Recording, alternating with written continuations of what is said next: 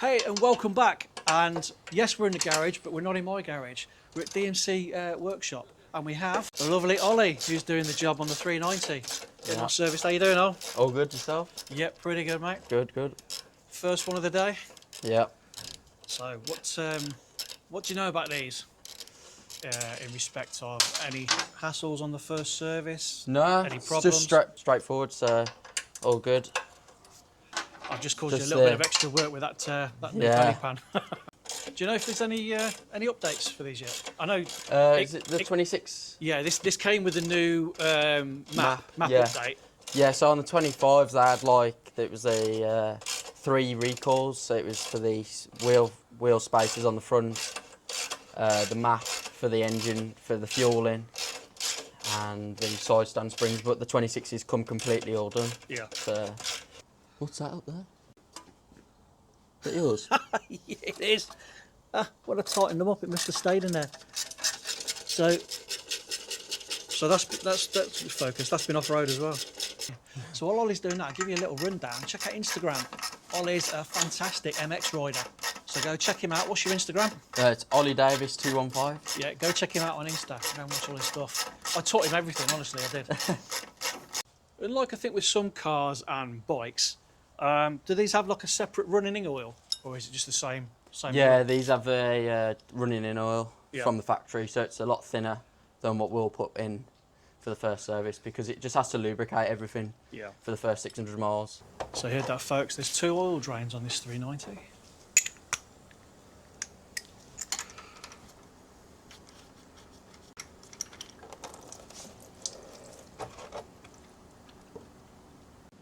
That's still quite a decent colour. Hopefully no silvery bits in it. No. Does it have a strainer on these like the 690? Or is it Yeah. just, yeah, they have It's got 2 as well? strainers, yeah. Yeah. 2 strainers. And 1 regular filter? Yeah, 1 regular fill, yeah. So this will be your other strainer now. It's quite a small one compared to the one that I'll be taking out of there. This one normally comes out with the bolt there. Okay, so I'm doing a lot of comparisons to the 690 where both strainers are the same size, aren't they? Yeah, so as you can see, it's a lot smaller. Definitely. 13mm head on it compared to your 18mm.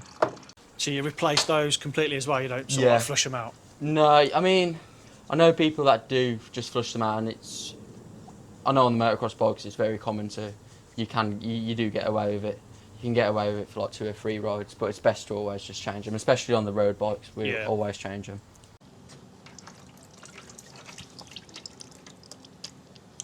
Is that looking quite clean? Yeah, it's not too bad. It's just everything that's been moving from when it's been in the factory and now it's running. Yeah. They always. Yeah, you're going to get something. Yeah, you get something on there. No, that's not bad. So is that the filter? Yeah. So these new 390s, they run a paper gasket instead of the standard O-ring ones that they've always used. Oh, okay. And the actual oil filter housing now sits on the actual housing, so it'll come out all together with it. Instead of before, the actual housing just came off and then you had to get the oil filter out with like a pick. Yeah, I did that with the 690. Yeah. I was like trying to get a pair of pliers in there to lever it out. Yeah, that's it. So it drain off a little bit first and then we'll get that out. So as you can see there's your oil filter. It's on the end of the housing. All looks good as well. Yeah, that's probably a better design than like the 690 is. Yeah, it does make it easier when installing it, to be honest. And then you got your paper gasket on there. Oh yeah, instead of the O-ring. Yeah. Yeah. Because it's hot, it's come off nice. So. Yeah. Yeah, there's your paper gasket.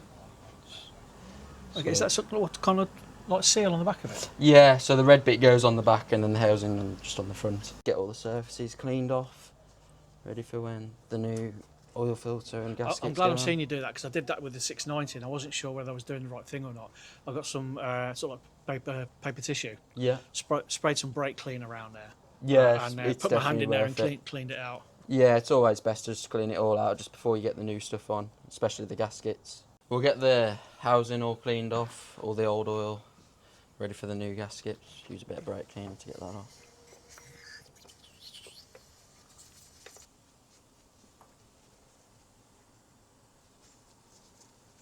like to put the gasket on here first, just because makes life a little bit easier than putting it on there, because if you just run the risk of it dropping out. So it's got to line it up. You've got 2 pins, and you just have to line them up with the gasket, and then it should just drop straight in. Yeah. There we go. Yeah, I heard that. When you hear the click, that's it. I'll just get the bolts back in there now. Snug those down, that's all good. Always get a bit of oil on the O-ring before it goes in.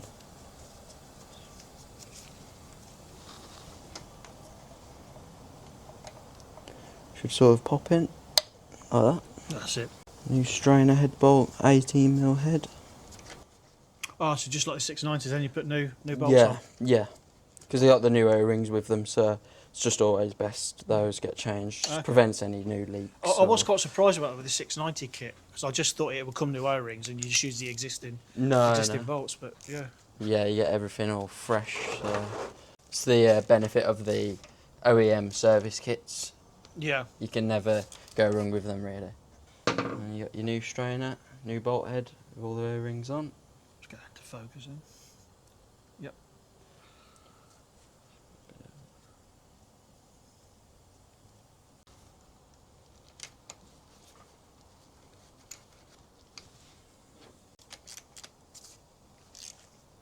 And then we just want to clean off all the rest of the housings and stuff now. So it'll have oil just dripping off from before. Just give it a nice spray over. Just snug them all down first, and then we'll get the torque wrench. Well, I had some comments when I did the 690, and I know you gave me the torque specs for the 690, but I didn't purchase a small enough torque wrench at the time. I have now. I did go out and buy one. I got recommended, so a proper expert now using a proper torque wrench. Yeah, we'll start off with torquing down the oil filter housing. They're 10 Newton meters, so as long as we get the green beep, that's all that matters.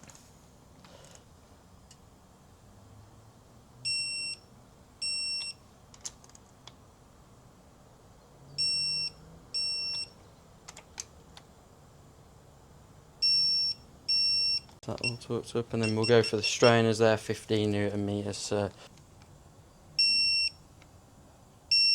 And then we've got the last strainer, which is the 13mm head.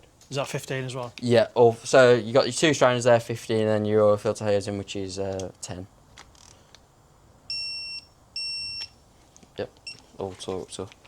Do you know off the top of your head what this one is? What the torque is for that? The engine frame bolt thing. Off the top of my head, no. I'd have to get the manual up. I can get that up there and we can give it a tour. Because what I like to do, because when I was fitting the belly pan and the crash bars, Outtrack are really reluctant to give you torque specs. All they say for these ones and this one refer to OEM.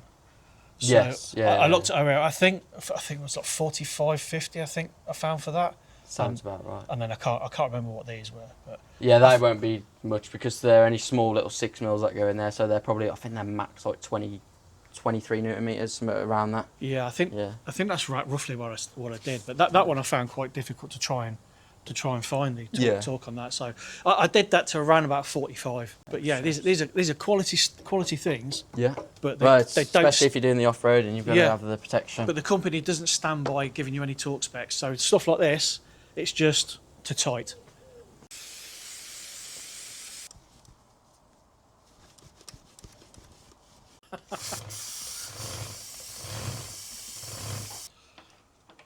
Very loose.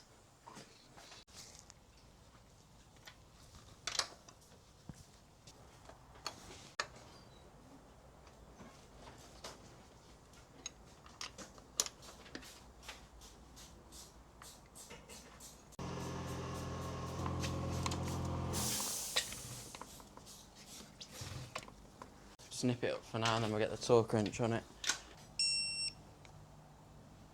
And what's that one set at? 100 Newton meters for the rear. Okay. So we've got the Motor X 10 watt 50 and that'll be going in. How many litres go in?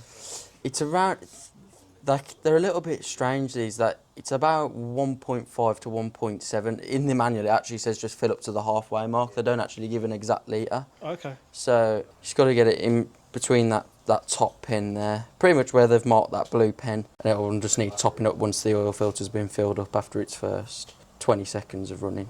That's what I did with the 690, but I made the mistake for some reason. I can't remember how many litres I put in, but I'd overfilled it.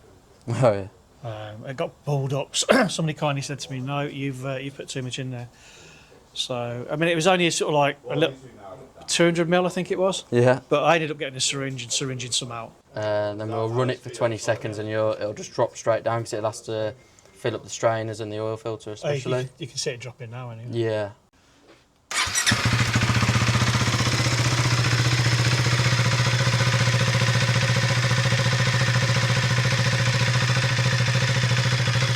Sounds a lot quieter without that belly panel. Yeah. So what oil did you say goes in? What grade? Motrex 10 watt 50. 1050. That's the same as the 690, isn't it? Yeah. Yeah. So the new generation 390 and 125s all take 10 watt 50 now. Yeah.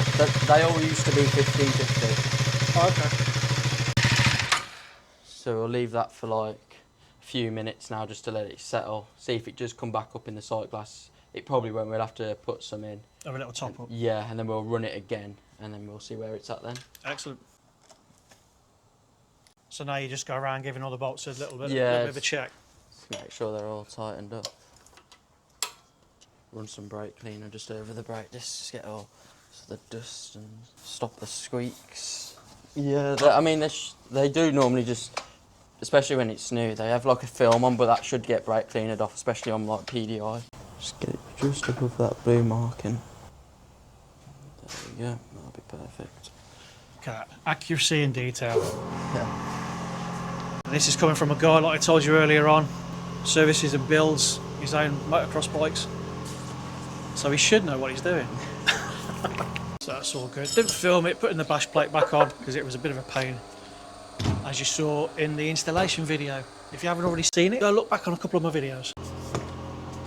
We'll run a diagnostic on it now, get the service light reset, and then we're nearly ready to take it outside to give it a 10-minute warm-up. So we can get into the diagnostics now. So we've got two instruments, low fuel sensor and turn signal. Probably just miscommunications because you've had the battery off, so not really anything to worry about too much. I will upload a data store. Just sends KTM a data store just in case. Yep. If there is any further issues along down the line, they can see what's been uploaded in the past. They were just stored DTCs, were they? Yeah, just stored. If they're not coming up on the dash, they'll just be the ones from your battery normally. Yeah, no, there's no areas So coming up on screen. get those cleared now off the ECU. Yeah, they've all gone. So what we'll do now is we'll get your service light reset. Distance and time till next service. So the next service will be in 4,600 miles, or in the next 12 months, depending on what mileage you do. So we'll get that reset. Operation successful. Finish. Go back out. Say it, do a scan. Yep, we're all green, so that's good. And what we'll do is we'll come out of that, turn the bike off for 20 seconds, and then we'll turn it back on. And so these take the M5 coolant, which is green. We like to keep it in between the middle, not really on the max, just because they tend to throw it out when they get warm. So yeah, let's keep it in the middle. Just grab the mileage just so I can put it on the job card for the service guy. I'll tell you what I found with this as well. I ride it in off-road mode, just because the mapping seems a little bit more peppy. You know, as if you're like on a regular bike, you're road mode, then you've got sport mode. The off-road mode on this seems a bit like a sport mode. Probably because of the throttle response, that's why you probably like it. It is, yeah. Road mode, it's a little bit, not laggy, but it's softer, where obviously with it in off-road mode, it's a lot more immediate. Probably completely explaining that the wrong way. So everything's been all okay? You happy with it? Yeah, perfect. Excellent. So the only issue we had a while back was the headlight, wasn't it? The headlight, yeah. The headlight, as you can see there, the headlight's illuminating there. It wasn't originally, so that's the only warranty issue that we had. New headlight put in and all was good. So there we have it, the 390s all done, no issues. There is an optional update that we need to do maybe at a later date, but it's not really important. Like you see, it could take 2 hours. It's all good, no issues. Yep. Final words on. Mint. All good. Don't forget what I said earlier on. Follow Ollie on his Instagram with his motocross stuff. You'll be amazed at what he can do. Cheers, Kev. See you later, mate. So there you have it, guys. The 390's first service, due at 600 miles. I had done a little bit earlier. And the total cost was 265, and that's what DMC charged for any 390, regardless of Duke, SMC, Enduro. So they're pretty much all the same. Pretty much all the same engine, so it's the same price, 265 from DMC. Right, next steps for this is take that belly pan off again and fit those sound deadening pads that I've bought. Should have took them with me and we could have done them in there when Ollie dropped the pan out, because it was a bit of a pain in the arse to get back on. But we shall see. It's all good fun. So as always, it'll be a boring ride home. Do appreciate you stopping by. Do the usual, like and subscribe if you please. Feel free for any comments. I love hearing from you. I love chatting to you guys. I learn stuff from you guys as well. So as always, take care and ride safe.